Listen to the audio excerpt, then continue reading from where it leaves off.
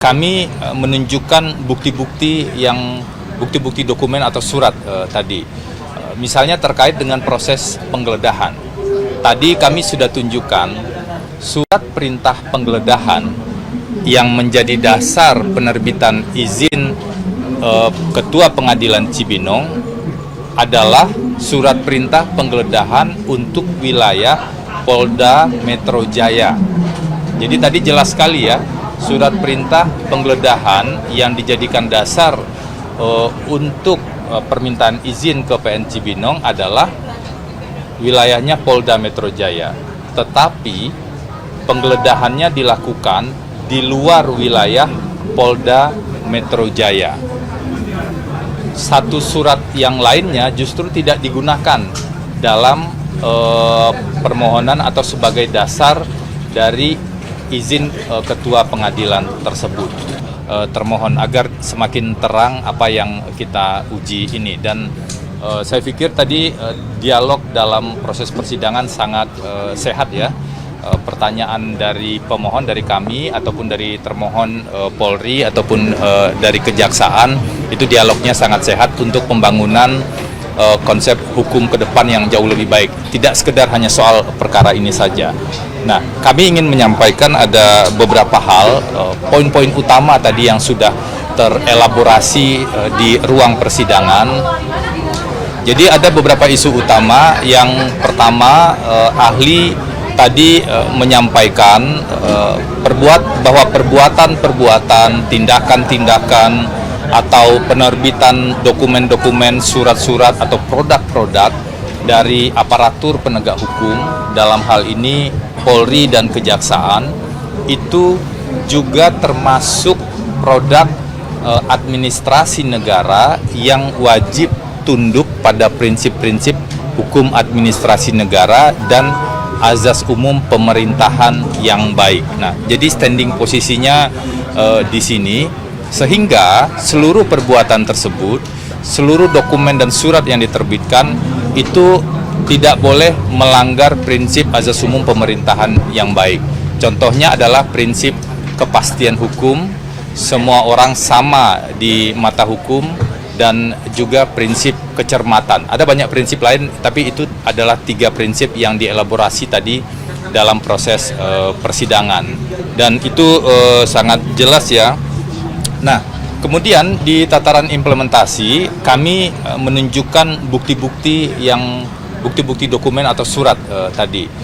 Misalnya terkait dengan proses penggeledahan.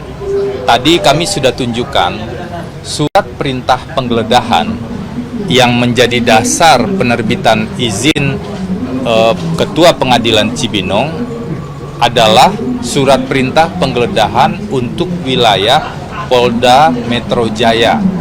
Jadi tadi jelas sekali ya, surat perintah penggeledahan yang dijadikan dasar untuk permintaan izin ke PN Cibinong adalah wilayahnya Polda Metro Jaya. Tetapi penggeledahannya dilakukan di luar wilayah Polda Metro Jaya. Satu surat yang lainnya justru tidak digunakan dalam permohonan atau sebagai dasar dari izin ketua pengadilan tersebut. Karena itulah penggeledahan di lokasi rumah Sentul yang jadi permohonan kami ini, kami pandang itu tidak dilakukan berdasarkan izin pengadilan yang sah. Sehingga tadi ahli juga menjelaskan kalau itu dilakukan di luar kewenangannya, maka seharusnya surat tersebut menjadi tidak sah. Kemudian kami tanya lebih jauh, kalau salah satu surat atau produk itu tidak sah, apakah konsekuensi lanjutannya menjadi tidak sah? Ahli menegaskan dalam prinsip hukum administrasi negara, kalau satu surat perintah, apakah itu surat perintah penyidikan, surat perintah penggeledahan, itu dinyatakan tidak sah, maka seluruh tindakan dan akibat lainnya setelah surat itu menjadi tidak sah. Inilah poin utama dari permohonan kami ketika kami mendalilkan surat perintah penggeledahan yang kemudian berujung pada izin penggeledahan itu tidak sah, sehingga penggeledahannya tidak sah, maka efek lanjutannya penyitaan dan hasil-hasil penyitaannya menjadi tidak sah. Itu argumentasi yang kami sampaikan di permohonan dan tadi kami buktikan, dan itu sudah ditegaskan oleh ahli. Isu yang kedua soal penyitaan, tadi kami juga menunjukkan nomor surat perintah penyitaannya ternyata lebih dahulu atau lebih awal dibanding surat perintah penyidikan. Jadi nomor surat perintah penyitaannya 2931, nomor surat perintah penyidikannya 2932. Padahal menurut KUHP kan seharusnya penyidikan dulu, baru kemudian penyitaan atau tindakan-tindakan yang lain. Nah, tadi ahli menjelaskan itu bisa melanggar prinsip kecermatan. Ada satu prinsip dalam azas umum pemerintahan yang baik yang kalau dilanggar, maka produknya atau suratnya menjadi tidak sah. Nah, itu tadi disebutkan ya. Jadi ada isu soal penggeledahan, ada isu soal penyitaan. Kami juga menanyakan tadi pada ahli terkait dengan prinsip kecermatan ini terkait dengan kejaksaan ya. Bagaimana, apakah surat yang diterbitkan itu sah kalau yang menandatangani tidak berwenang? Kami tunjukkan peraturan Jaksa Agung bahwa yang berwenang menandatangani surat perintah penyidikan adalah Direktur Penyidikan. Tetapi di Kejaksaan Agung yang tanda tangan bukan Direktur Penyidikan. Ahli jelas mengatakan peraturan Jaksa Agung itu wajib dipatuhi, bahkan oleh Jaksa Agung sendiri, apalagi oleh jajaran di bawahnya. Sehingga surat perintah penyidikan yang ditandatangani oleh pihak yang tidak berwenang tentu saja menjadi tidak sah. Selain itu, masih di Kejaksaan Agung kami juga bertanya, bagaimana kalau ada surat perintah penyidikan, bagian menimbangnya kasus A, tapi bagian perintahnya kasus B, maka itu juga melanggar prinsip kecermatan, melanggar prinsip azas umum pemerintahan yang baik. Jadi dari satu poin utama ini yang kita elaborasi tadi adalah bagaimana azas umum pemerintahan yang baik itu wajib dipatuhi oleh semua aparatur, termasuk aparatur di Polri dan di Kejaksaan atau semua aparatur negara, dan pelanggaran terhadap azas tersebut itu mengakibatkan perbuatannya menjadi tidak sah. Poin kami selain soal perkara ini, yang paling penting adalah kita sedang membangun sebuah tradisi dan penafsiran hukum agar ke depan penegakan hukum itu betul-betul dilakukan sesuai dengan azas umum pemerintahan yang baik. Isu lainnya yang juga kami elaborasi dan kami pastikan adalah terkait dengan apakah kewajiban kaidah hukum di putusan Mahkamah Konstitusi tentang kewajiban pemeriksaan calon tersangka itu masih wajib dipatuhi atau masih berlaku saat ini atau tidak. Ahli tegas mengatakan tafsir Mahkamah Konstitusi itu adalah tafsir atas Undang-Undang Dasar sehingga wajib dipatuhi sampai dengan saat ini. Artinya KUHP baru dalam penafsirannya juga harus mengacu pada putusan Mahkamah Konstitusi tersebut.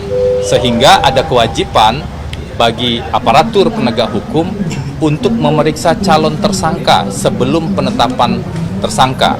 Di permohonan kami itulah yang kami sampaikan, penetapan Pak FA sebagai tersangka di Polri tidak didahului dengan pemeriksaan calon tersangka. Karena itulah kami argumentasikan penetapan tersangka tersebut tidak sah.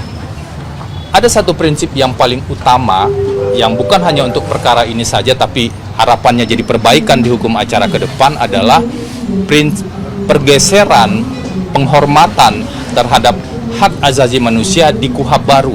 KUHP lama kita tahun 81, KUHP baru kita tahun 2025 dan berlaku 2026, ada sikap politik pemerintah, pembentuk undang-undang untuk lebih menghormati hak asasi manusia, sehingga seharusnya KUHP baru ditafsirkan lebih dalam konsep penerapan hak asasi manusia tersebut. Misalnya soal presumption of innocence dan tentang larangan yang ditegaskan di KUHP baru, larangan penyidikan dengan praduga bersalah.